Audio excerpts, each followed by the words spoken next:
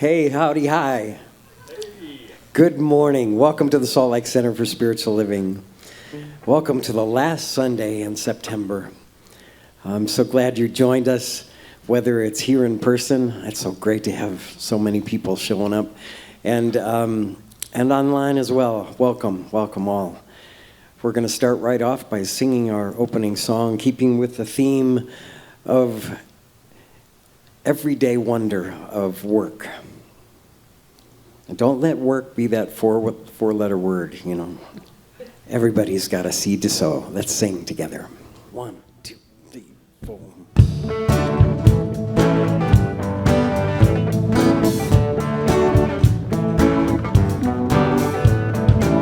Some people quietly reveal in the manner of the meek. Some people shout the way they feel to a radical degree.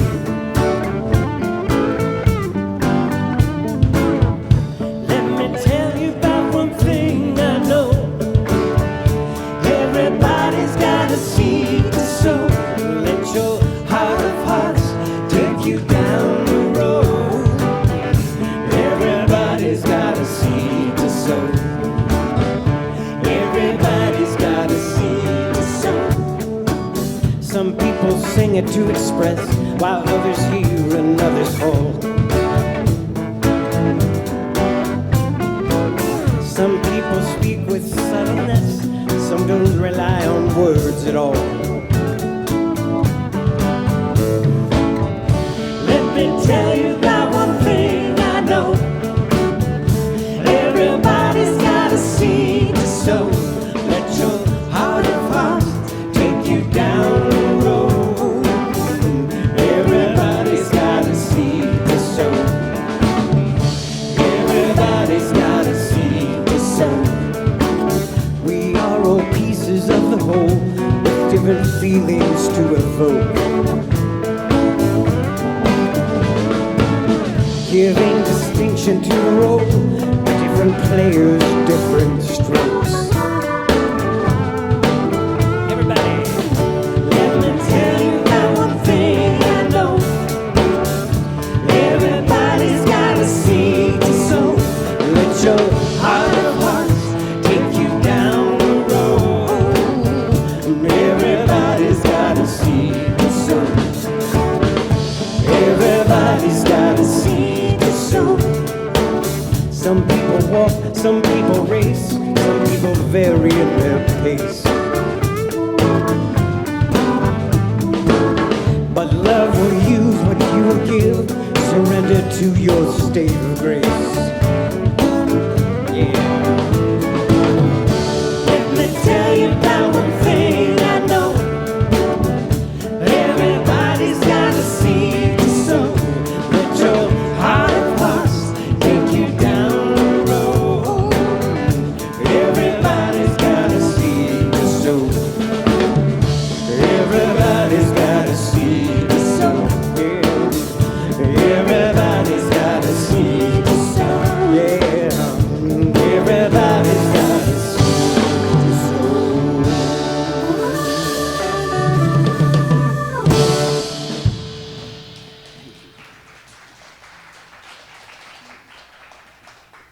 Good morning.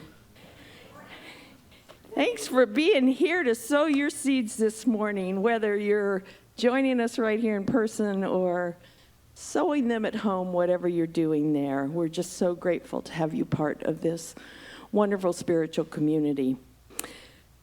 My name is Linda Brewer, and I am blessed to be your service host this morning. Our practitioners who are serving today are Jim Ferris, who will be sharing a reading and leading us in prayer, and Farrell Zeman, who is holding high watch for us, knowing that the best and highest is unfolding as we share this sacred time together. Our center is a spiritual community that teaches a philosophy for daily living based on spiritual principles and practices that are universal among religions.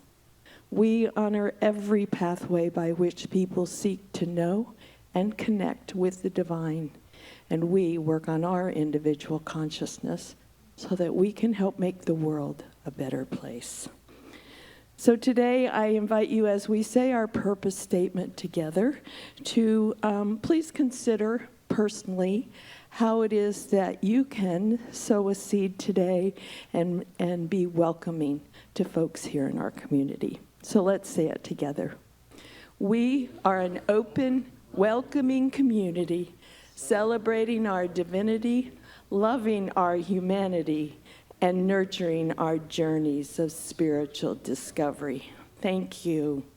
Our year's theme of Living Everyday Wonder is focused this month on work, and the theme for today is Failing Forward.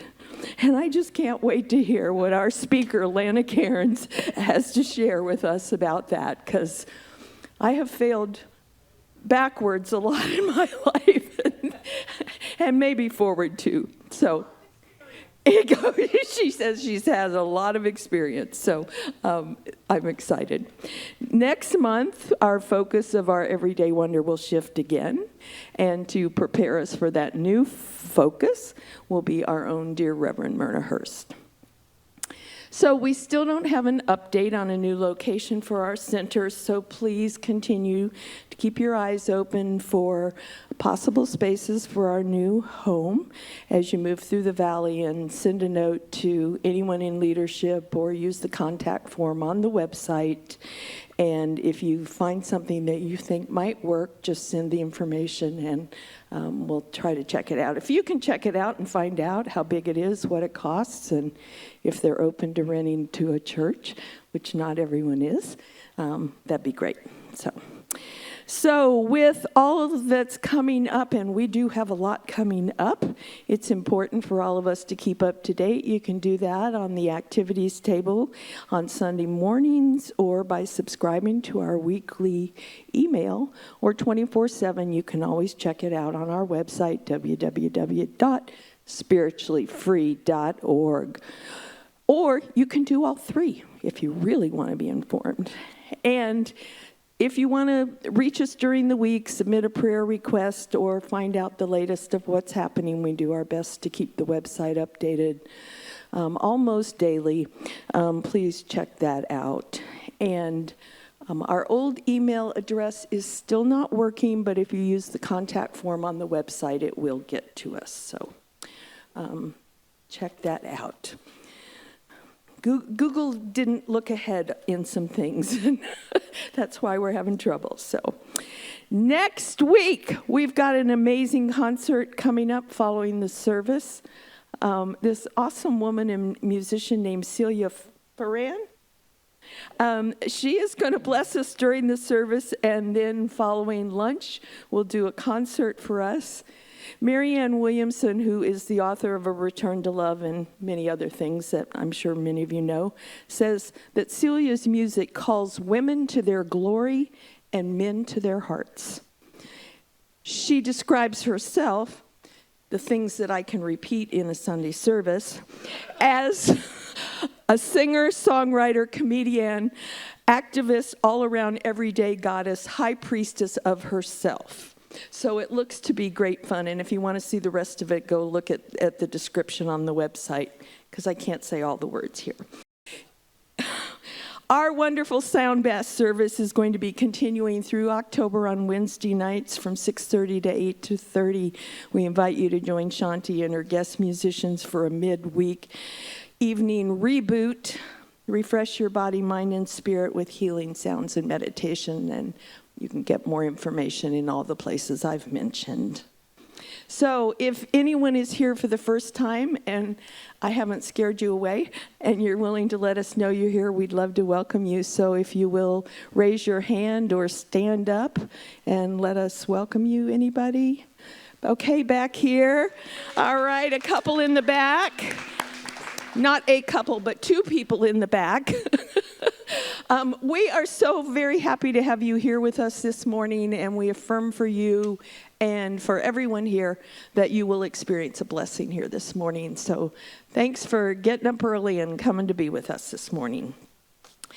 3 weeks from today, October 16th, Reverend Cindy Edelson will be joining us for the whole weekend as a candidate to be our new senior minister. It's only been 6 years.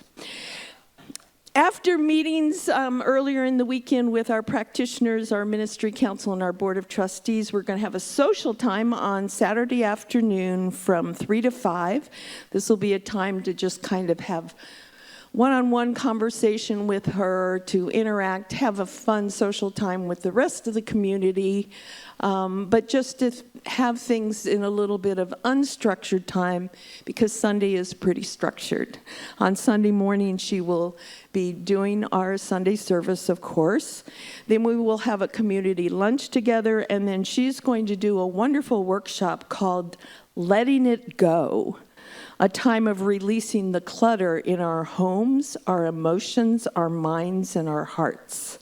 There are flyers on the activities table, and it's all the other places. And we really encourage you to invite a friend to attend that workshop with you, maybe somebody that's new to the center or somebody that from the center from long ago that you want to invite to come back to it.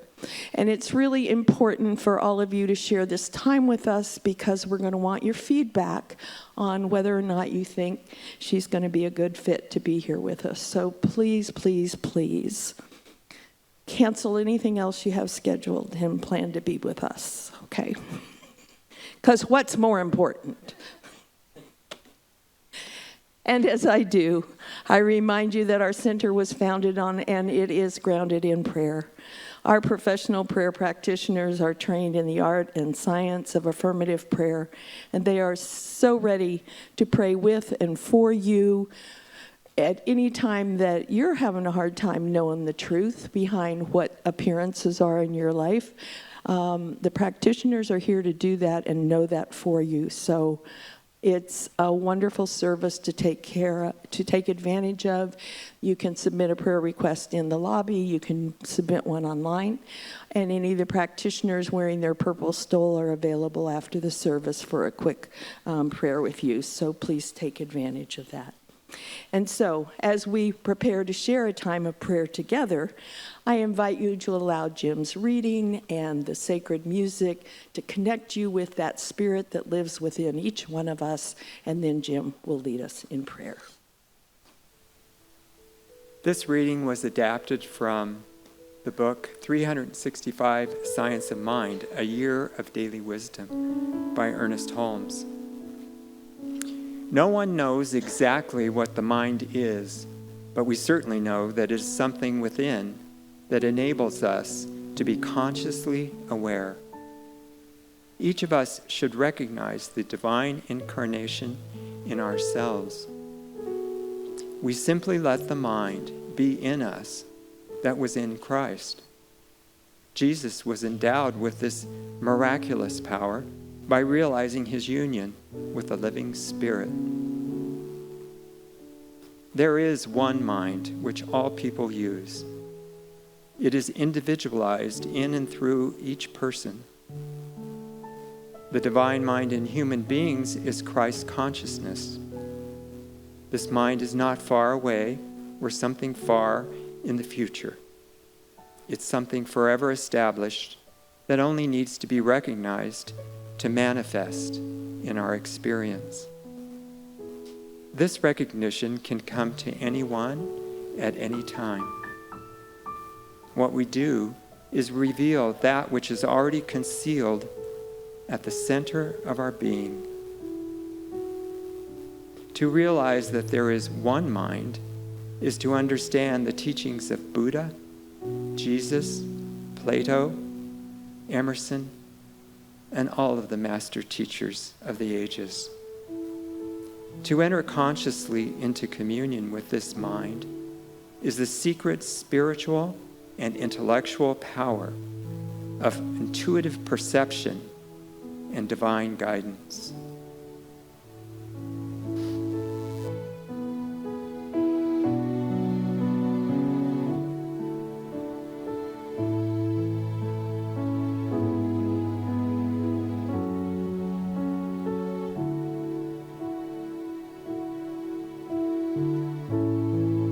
Why have we come to earth? Do you remember? Why have we taken birth? Why have we come to love, serve and remember, to love, serve and remember.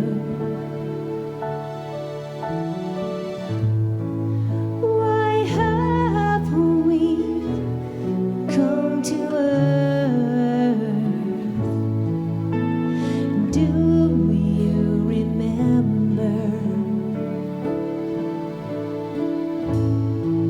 Why have we taken birth? Why have we come to love, serve and remember, to love, serve and remember, to love, serve and remember, to love, serve and remember.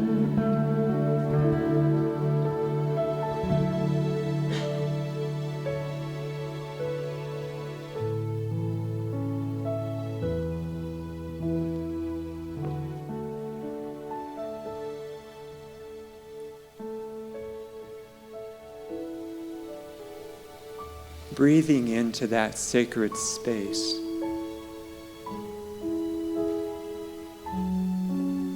That loving comfort, that peace and calm, that wholeness that lives in every person, every creature, great, small. Each tiny part of creation, infused with a living spirit of life, of good, of all that is love. So magnificent, so perfect, whole, containing all, creating all. Each person here is a part of that. Feel it in your heart, in your thoughts, in your actions. Find that perfect thing that accomplishes your unique purpose each and every day. Feel the joy. Know the wholeness that lives in our community, our support for one another in times of healing and in times of joy. I am so grateful for the message today, for the music that lifts our hearts, connects us to that wholeness within. Let each one here now say with me, and so it is. So it is. So we're missing Delanne, who woke up with laryngitis this morning, and Shemaine also wasn't feeling very well. But just like last week, we have plenty of estrogen on our stage. So grateful to Leslie for stepping up, playing and singing so beautifully. Thank you. So we feed our bodies with food and exercise and rest. And we do the same with our spirit. Of course, it's all one. Many times when we think about work, we think about what our body has to do so we can work, so we can do this activity. Well, to bring our whole self to our work, it's good to exercise and feed and rest our spirit. This song that we'll sing together is called "The Blessing to the World." And we affirm as we sing this song that you are a blessing. You are the heart and hands of spirit on earth. No matter what you do, your whole self is brought to that activity. Let's sing together. I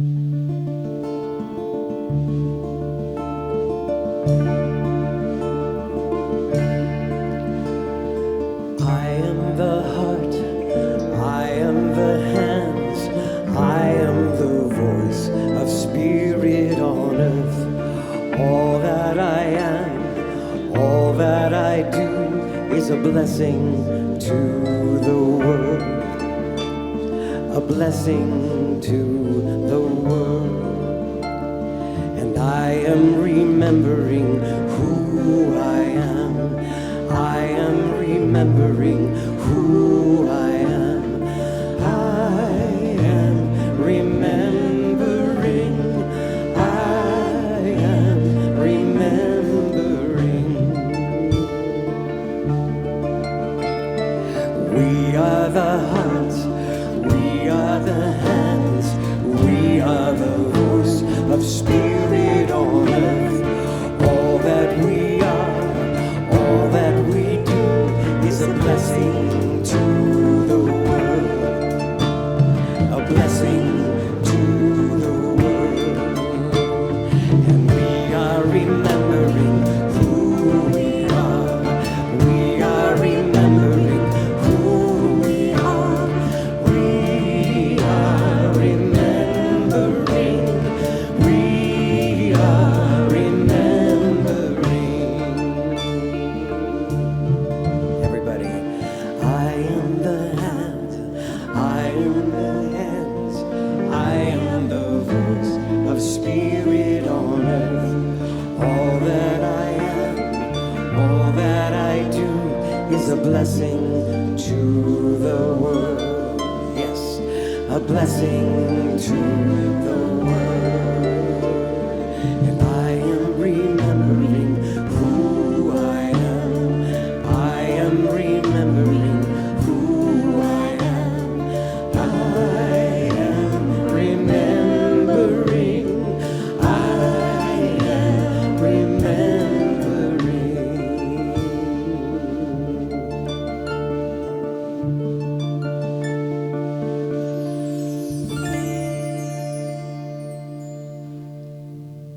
Yes. That's the truth. It's my pleasure to introduce our special music today. We're so happy to welcome back. He is a astounding artist. He plays the flute, but he brings his heart through that instrument. So many different flutes to his name, so many pieces of music, improvised or not. And today, especially, he's bringing some pretty sassy pants. Let's welcome back Dallas Brown.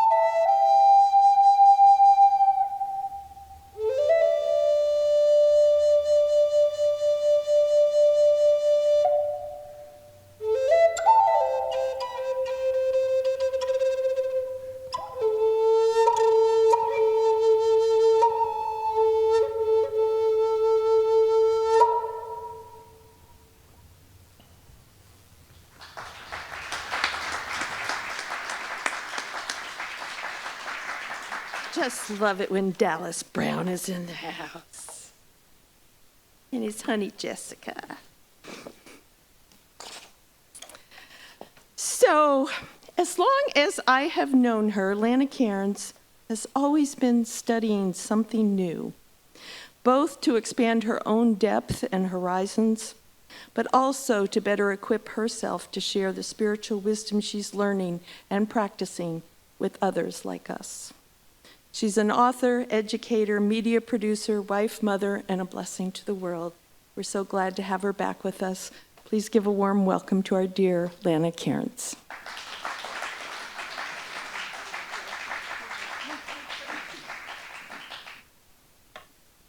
Well, it's very nice to be back here again. I have to time myself because I either talk for 5 hours or 5 minutes. So I'm still practicing that. Well, I'm in such a trance right now. I don't know what kind of talk I'm going to give. From the most amazing meditation this morning, with prayer, with Rick, with Dallas, I'm literally in a trance right now. So I hope some words of wisdom come from this. But what a beautiful experience. So today I was given the opportunity to speak about failing forward. And you know how we are as religious scientists, we think there's meaning in everything we do, which there is. And I thought, boy, what a lesson this is for me, failing forward. So when I get a topic of a sermon, I sit with it for a while. And I meditate, and I go, boy, what visual comes from it for me? What do I need to share? And the visual that I got from this was a slingshot. Because as religious scientists, failure for us, it isn't a negative word. It isn't a word that is a dirty word. You know, it really comes from a Western perspective that we messed up, that we didn't do as well as we could have. The West defines it as shortcomings, weaknesses, the inability to meet an expectation. And too often, what we do, and what I do, is we tie our sense of self to that past action that may have not served us. So it hurts our self-worth, our self-esteem, self-love. Then we start, living in regret. Why didn't I see that coming? Why didn't I know that better? My gosh, I could have done that so much in a way that would have been so much more effective for all involved. But Rumi says something, and when in doubt, just go to a Sufi poet and you'll be fine. But he says, where there is ruin, there is a huge hope for treasure. The wound, he says, is where the light enters. And I think about that all the time. I think about how our interpretation is of religious scientists. We live an examined life, an Eastern perspective, I always feel. We see something that doesn't work for us as something we can learn from. Everything for us is a lesson. To get God flowing in every area of our lives, to experience the highest and best good, where there is no blame, no judgment. When we shift and develop momentum in that right way, we change the course of our lives. And this is a continual lesson we all go through, right? Like, how many of us have failed at something in life? Raise your hand discreetly. Okay, good. How many of you have failed in more than one thing? Raise your hand discreetly. 2, 3, 4. We have all failed at something. But it wasn't a failure for us. I see that word, a synonym for religious scientists, it's a setback. It's a step back. It's a retake to go forward into something else. So I know for me, when I have a work failing, like I had last year, I was teaching at a school where I take my boys. It's a long distance, so I was asked to teach at this elementary school, and I was trying to teach manners to the 3rd grade class. And wow, that was hard. That was very hard. A mother complained who didn't want her daughter to learn manners. Yes. and that whole program got zapped. I was reading books on, kindness to otters, how kindness matters, do unto otters, all these amazing books that were really helping kids basically to do three things: to say please, thank you, and excuse me. And when it got rejected from my principal and where I was working at Granite School, I was dumbfounded. I was like, I have a master's in religious studies. I've written books. I have 2 kids. I'm in this conversation all the time. And it got rejected from the school because of one mother who shall be nameless, said that my daughter doesn't need to learn manners, she's perfect, when she was the bully in all of this. But, Sage Lanna walks away. Sage Lanna walks away. And I thought, where else can I better serve my community? And it was then that I started ministerial school. Because I think at the school, sometimes it's too late. It's too late to change things. We begin here with families talking about these things, of manners, of etiquette, of valuing one another. Somebody makes you lunch at school and you don't acknowledge them. No, we say thank you. Right? This is the generation that will be taking care of us. So my failing in that was a moment of realization. I need to do something bigger, bolder, brighter. And if it's not received there, it'll be received somewhere else. But what I had to do is I had to trust in myself, trust with God, work with God in making something that mattered to me work in a different area in the world, right?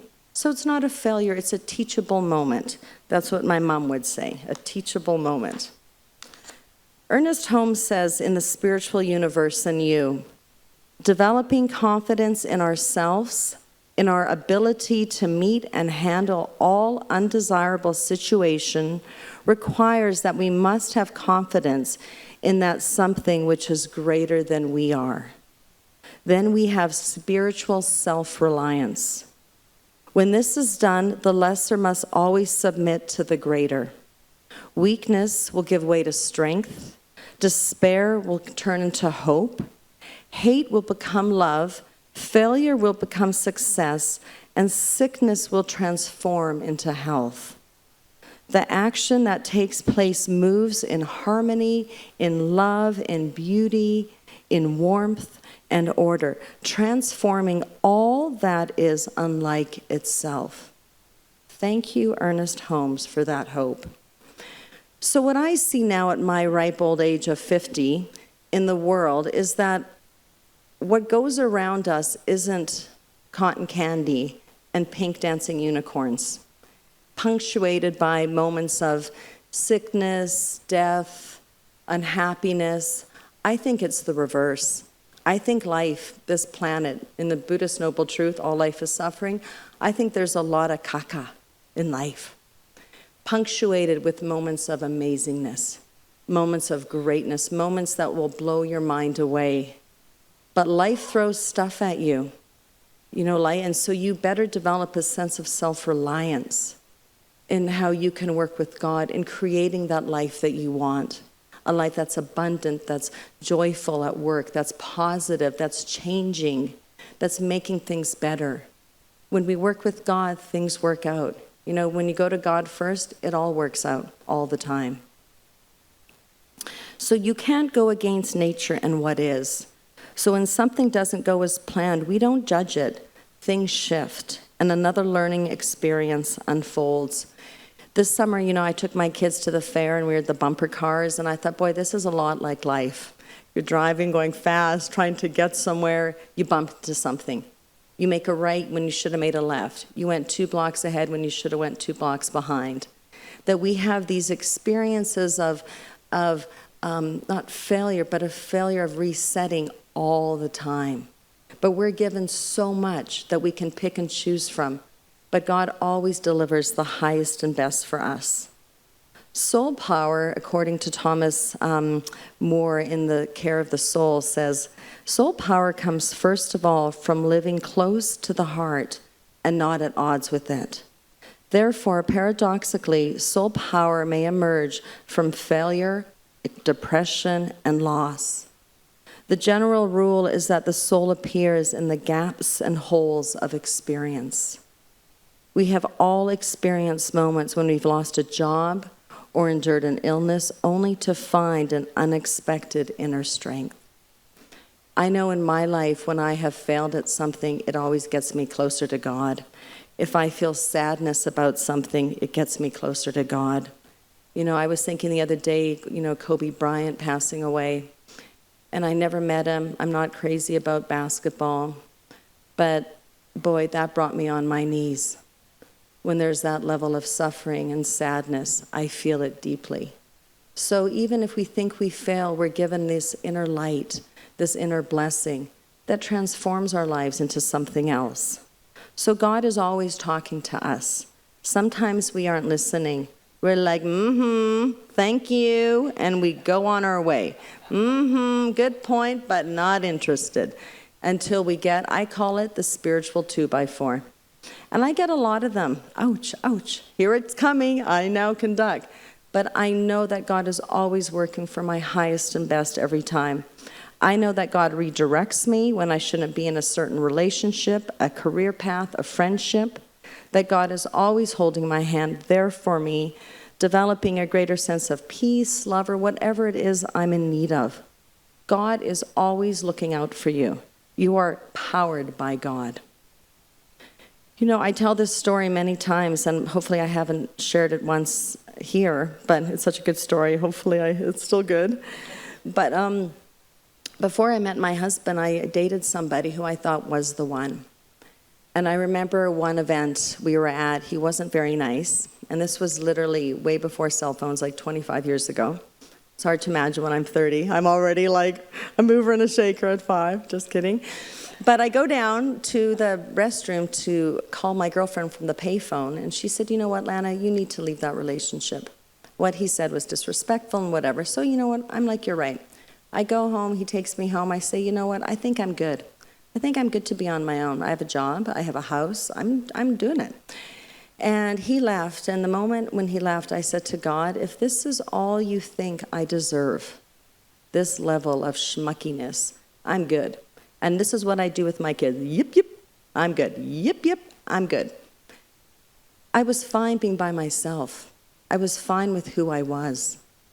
And then 2 weeks later, my minister at my Center for Spiritual Living in Napa says, you know what, I think I met your husband-to-be. And so this past Thursday, we celebrated our 15th wedding anniversary. So yippee, right? And so one night, late night, yes, the spiritual teacher goes on Google detective, to see what happened to my ex-boyfriend. Google detective Lanna. And I found out that as a vice president of a bank, that he embezzled money. That he embezzled money from elderly and was in jail. So God, for me, always works for my highest and best, even when I don't see it. And that's in a relationship, never mind when it comes to work. When I look at people who have failed in life and what happens, I look at Walt Disney failing as a cartoonist. His first corporate job he had, he bankrupted the company. Steven Spielberg didn't get into film school at USC or UCLA. Michael Jordan said this about failure. He goes, I have missed more than 9,000 shots in my career. I have almost lost 300 games.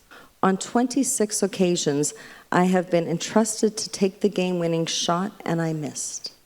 I have failed over and over and over again in my life, and that is why I succeeded. Charles Schultz drawings were rejected by, I can imagine that literary board at the high school who said, I don't think so. And what happened to him? A billionaire company. So we look at those things, these lessons, and I think we all think success happens easy, that we just, walk through life, pick our roses, do whatever.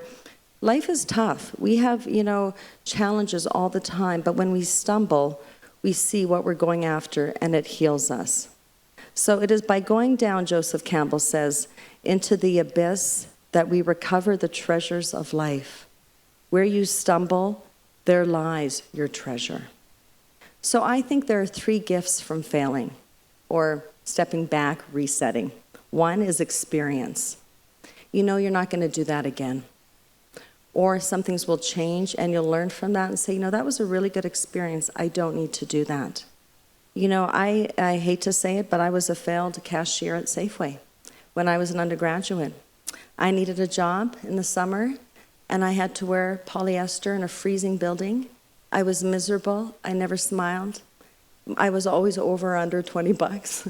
The till, when I knew I would have to take it to the boss, he would say, oh, how low are we today? And I ended up quitting, and I had no other job to go to. Luckily, I lived at home. This was during, university time. And, but I failed. But I knew that I never wanted to do that again. I knew I never wanted to wear polyester. I knew that I didn't want to wear nurse's shoes and be frozen and nobody looks or says hi or smiles at you. That was not for me. So I failed at that. Resilience is another gift of failing. And with resilience, it's a toughie. We either sink or we swim. I had a very good friend at school who would start a university class, get a B on a paper, and drop the class. Didn't have the resilience to go forward and finish it. I think sometimes how many amazing things would have been invented if people would have finished step 8 or 9, or they would have went in that direction.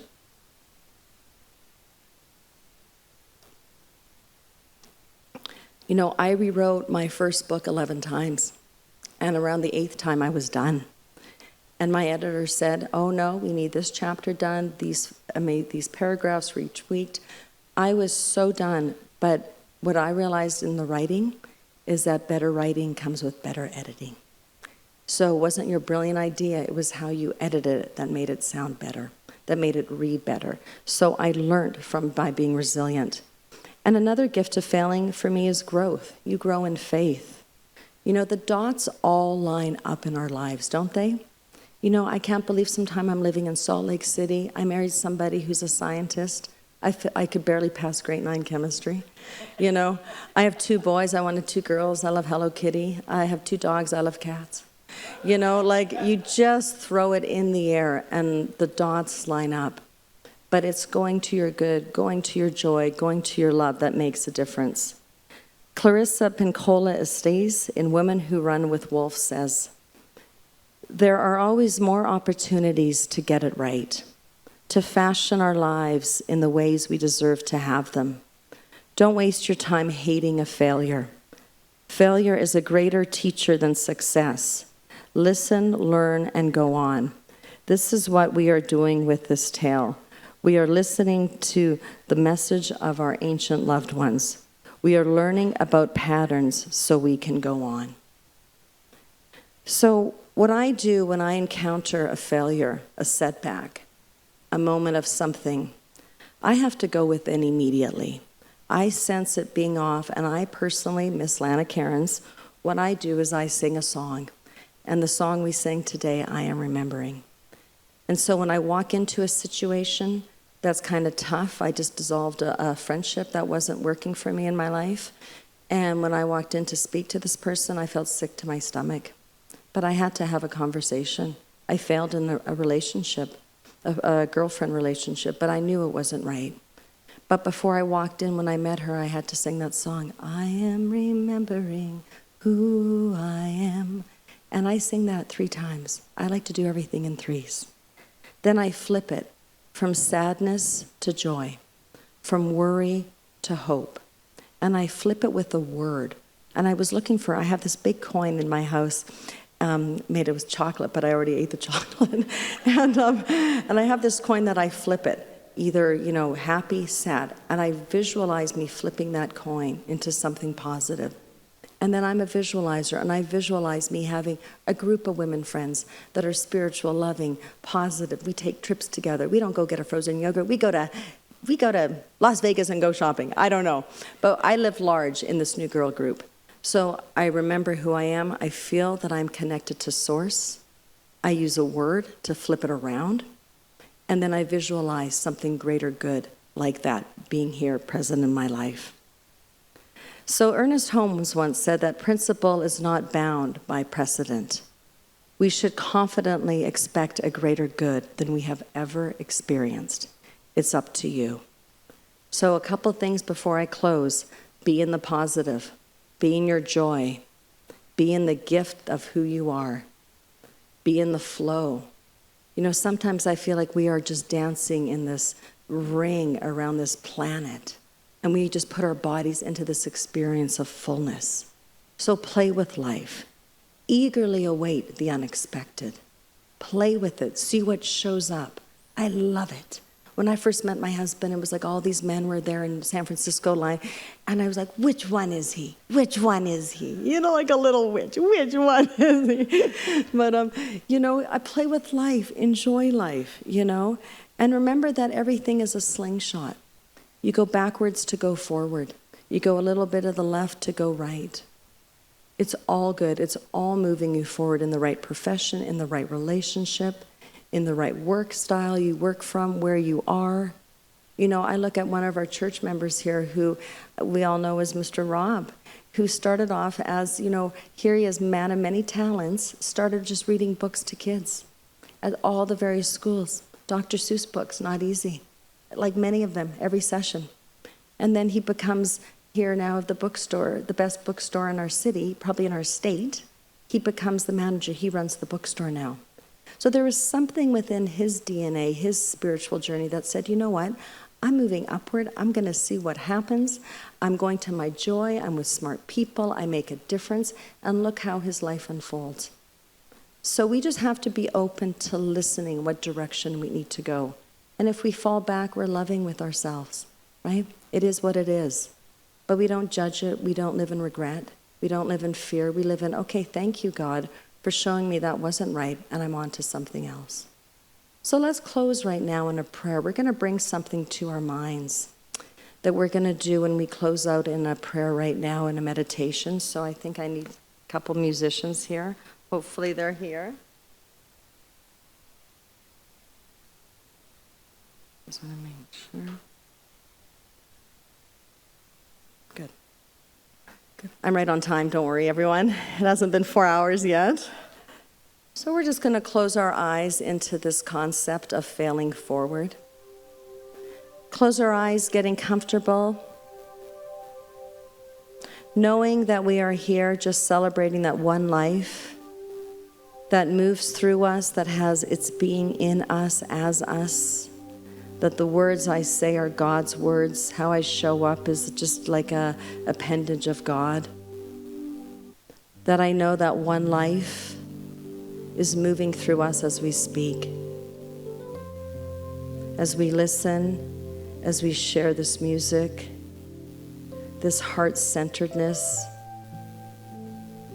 So we take an imaginary piece of paper in our minds, and we write down a word in something that we failed in life, or that was a setback, career choice that didn't work out, studies that didn't manifest into something you wanted. Or it could be a relationship, a person. Whatever that is, we just take that. We write it down and we put that piece of paper, that Post-it in our hands, in our palms together, and we hold it. So I know as we gather here in this presence of fullness, of possibility, of expandability, of joy, of wisdom, of abundance, of love, of peace, of beauty, that it is in my body now as I say these words, as I speak these prayers of intention, knowing that that healing that takes place is moving in my body now from my head all the way out into my arms, holding that regret, that worry, that that dis-ease, whatever that is in the palm of your hands. And we open that up, flowing that golden energy light out through us into these words, into that space, and we dissolve that worry into the fullness expression of God. How powerful God is to take that away into something else, and to give me a teachable moment where I make way for a greater me to shine through. That I am so blessed by that experience. Thinking, thank you for letting me move from that into a greater good that is bestowed upon by you. So working together with God, working together with this one mind, we heal those worries, those regrets, those fears, the shortnesses, the weaknesses, whatever we want to call it. And we remind ourselves that that is how God has taught us. Perhaps we weren't listening, but they're all gifts from the Creator. So I know as it dissolves into that peace, that space, that love, that wisdom, I am free to be me, and I celebrate this wisdom in all that I do, in all that I become in my life today. So I am grateful for this center that celebrates our unique divinity, where nothing, no one needs to change. We just have to turn towards that powerful energy that we call God, that heals all. So I am grateful for this center, grateful for Salt Lake City, grateful for a place that I live in. I share this light, this wisdom to all those in the world who suffer, animals, people, wherever they are, that we share our energetic flow into them, that we heal the world as we heal ourselves. And so I'm grateful for this wisdom. I am grateful for our friendship. I am grateful for the love that is present here every Sunday. And so with one heartbeat, with one mind, we simply say together, and so it is. I am so blessed. I am so blessed. I am so grateful for all that I have. I am so blessed. I am so blessed. I am so grateful. I am so blessed. I am so blessed. I am so blessed. I am so grateful for all that I give. I am so blessed.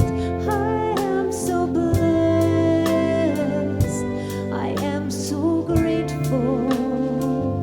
I am so blessed. I am so grateful.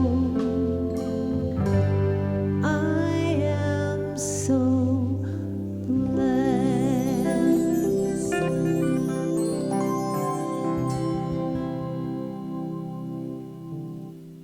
Anybody feeling blessed? Yeah. Thank you, Lanna.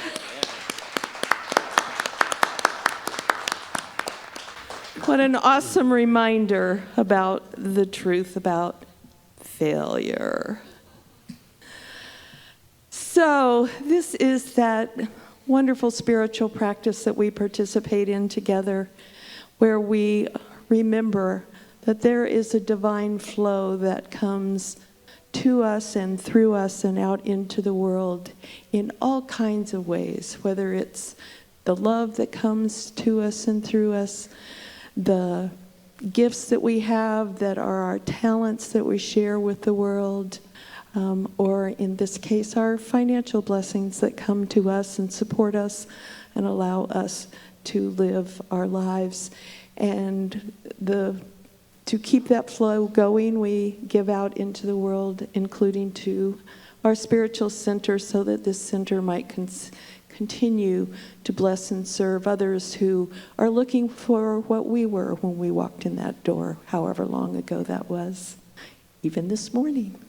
So I invite you to bring your gift into your mind, into your hands, into your heart. There's a way, there will be on the screen in a minute, a way that you can give by text. And however it is that you give, let's bring it in to our awareness as we say together our giving blessing. Divine love, as me, blesses and multiplies all that I am, all that I have, all that I give, and all that I receive. Filled with gratitude, I let this be, and so it is.